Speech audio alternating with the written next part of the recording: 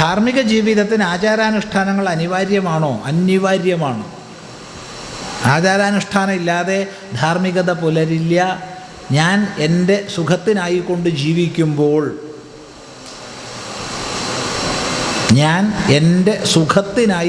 ജീവിക്കുമ്പോൾ, അതിൽ അഭിപ്രായ വ്യത്യാസം ആർക്കെങ്കിലും ഉണ്ടെങ്കിൽ പറയാം. അതിനാണല്ലോ ജീവിക്കുന്നത്, അല്ലേ?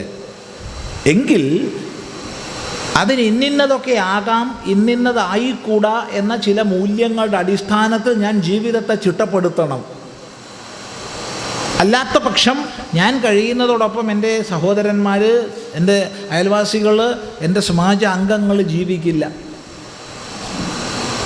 ഏതെങ്കിലും വ്യക്തി അഥവാ ഏതെങ്കിലും സമാജം തൻ്റെ സുഖം മാത്രം ചിന്തിച്ച് ഈ മൂല്യങ്ങളുടെ അടിസ്ഥാനത്തിലുള്ള ആചാരങ്ങളെ ഉപേക്ഷിച്ച് കഴിയുകയാണെങ്കിൽ ഇതര സമാജങ്ങൾക്ക് നിലനിൽപ്പില്ല. അപ്പോൾ വ്യക്തി കഴിയുന്നതോടൊപ്പം സമാജം പുലരണമെങ്കിൽ നിശ്ചയമായും ധാർമ്മികങ്ങളായ ആചാരാനുഷ്ഠാനങ്ങളെ പാലിച്ചേ മതിയാവും. ഇത് വിസ്തരിക്കേണ്ട വിഷയമാണ്. വിസ്തരിച്ചാൽ കുറേ സമയം വരും. ശ്രദ്ധിക്കുക. ഇവിടെ ഒന്നിലധികം പ്രശ്നം എഴുതിയ കടലാസിൽ നിന്ന് ഒരു പ്രശ്നമേ വായിക്കുന്നുള്ളൂ കേട്ടോ. സമയം അനുവദിക്കുകയാണെങ്കിൽ വീണ്ടും നമുക്ക് നോക്കാം. സനാതനധർമ്മത്തിൽ എങ്ങനെ ജാതി വ്യവസ്ഥയുണ്ടായി? സനാതനധർമ്മത്തിൽ ജാതി വ്യവസ്ഥ എന്ന് പറഞ്ഞാൽ, ജാതി വ്യവസ്ഥ ലോകം മുഴുവൻ ഒരു തരത്തിലല്ലെങ്കിൽ മറ്റൊരു തരത്തിലുണ്ട്.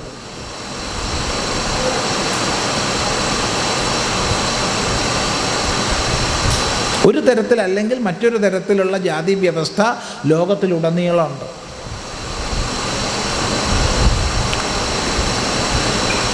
തൊഴിലിൻ്റെ അടിസ്ഥാനത്തിലുള്ള കൂട്ടായ്മകൾ, അതിനോടുള്ള താദാത്മ്യങ്ങൾ. ചില സ്ഥലത്ത് പോയി കഴിഞ്ഞാൽ സർക്കാർ ഓഫീസിലൊക്കെ ആണെങ്കിൽ ഗസറ്റഡ് ഓഫീസേഴ്സ് അസോസിയേഷൻ ഒന്ന് വേറെ, നോൺ ഗസറ്റഡ് അസോസിയേഷൻ ഒന്ന് വേറെ. അതിൽ തന്നെ പ്രത്യേകം തൊഴിലിനോട് ചേർന്നുള്ള താദാത്മ്യഭാവങ്ങൾ, വിശ്വാസത്തിൻ്റെ അടിസ്ഥാനത്തിലുള്ള താദാത്മ്യഭാവങ്ങൾ. അതേറ്റവും അധികം മതങ്ങളിലാ കാണുക. ഉദാഹരണം പറഞ്ഞാൽ, ഇവിടെ ഏത് സമുദായം എന്ന് ഹിന്ദു പറഞ്ഞാലും അവരെല്ലാം ഒരു ക്ഷേത്രത്തിൽ തന്നെ പോകും, തൊഴും, ആരാധിക്കും. എന്നാൽ ഒരു ജാതിയിൽപ്പെട്ട ക്രിസ്ത്യാനി വേറെ ജാതിയിൽപ്പെട്ട ക്രിസ്ത്യാനിയുടെ പള്ളിയിൽ പോയതോ കയറ്റുമോ? പ്രൊട്ടസ്റ്റൻറ്റിനെ കത്തോലിക്കൻ കയറ്റുമോ? കത്തോലിക്കൻ്റെ അടുത്ത് പ്രൊട്ടസ്റ്റൻ്റ് പോവുമോ? കത്തോലിക്കനിൽ തന്നെ ലാറ്റിൻ റോമൻ പോവുമോ?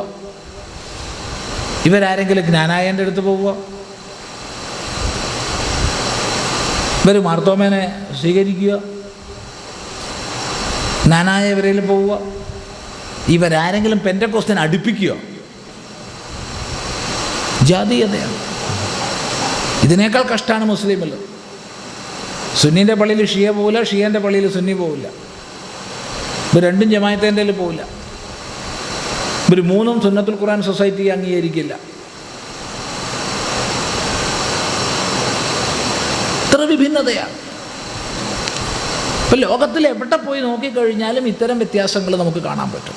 വിശ്വാസത്തിൻ്റെ അടിസ്ഥാനത്തിലുള്ള വിഭാഗീയത, തൊഴിലിൻ്റെ അടിസ്ഥാനത്തിലുള്ള വിഭാഗീയത. ഒരു വലിയൊരു കാസലിൽ പോയപ്പോൾ, ബ്രിട്ടനിലാണ്, 64 ബിഷപ്പുമാരെയാണ് അവിടെ കൊഴിച്ചു കൊന്നുകൂടിയത്. ആ കാസലിൽ 64 ബിഷപ്പുമാരെ കുഴിച്ചിട്ടിരിക്കുക. ആരാ? അവിടെ ഉണ്ടായിരുന്ന കത്തോലിക്കരെ മുഴുവൻ നിഷ്കാസനം ചെയ്ത് പ്രൊട്ടസ്റ്റൻ്റ് അധികാരമേറ്റെടുത്തപ്പോൾ 64 ബിഷപ്പുമാരെയാണ് ഒരു കാസലിൽ കുഴിച്ചിട്ടത്. ഇതിൽ പരം പറയണോ? ചിന്തിക്കുക. അപ്പോൾ എവിടെയായാലും ജോലിയുടെ അടിസ്ഥാനത്തിൽ, വിശ്വാസത്തിൻ്റെ അടിസ്ഥാനത്തിൽ, ജന്മത്തിൻ്റെ അടിസ്ഥാനത്തിലൊക്കെയുള്ള ഭേദങ്ങൾ ഒരു തരത്തിലല്ലെങ്കിൽ മറ്റൊരു തരത്തിൽ നിലനിൽക്കുന്നുണ്ട്. ഉച്ചനീചത്വ കൽപ്പന വരാത്ത കാലത്തോളം ഒരു കുഴപ്പമില്ല. ഇപ്പം ജാതിയെ മുഴുവൻ എതിർക്കാനൊന്നും നമുക്ക് പറ്റില്ല. ജാതിയെ മുഴുവൻ എതിർക്കണം സ്വാമി, ഞാൻ എതിർക്കില്ല. ജാതിയുടെ പേരുള്ള ഉച്ചനീചത്വങ്ങൾ എതിർക്കപ്പെടേണ്ടതാണ്. സാമ്പത്തികവും സാമൂഹികവുമായ ഉച്ചനീചത്വങ്ങൾ എതിർക്കപ്പെടേണ്ടതാണ്.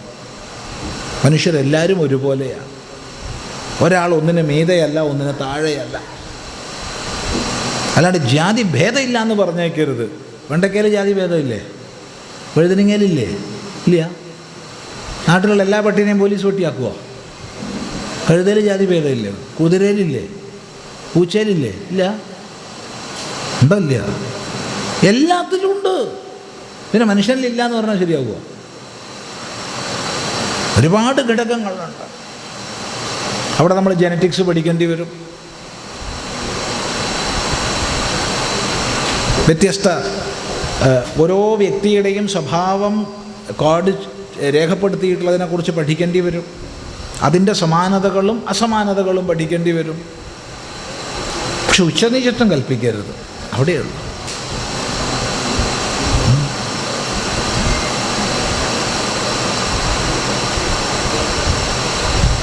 ഏത് കാലം ഉണ്ടായി എന്നൊന്നും പറയാൻ വയ്യ, നമുക്കറിയാത്ത വിഷയമാണ്.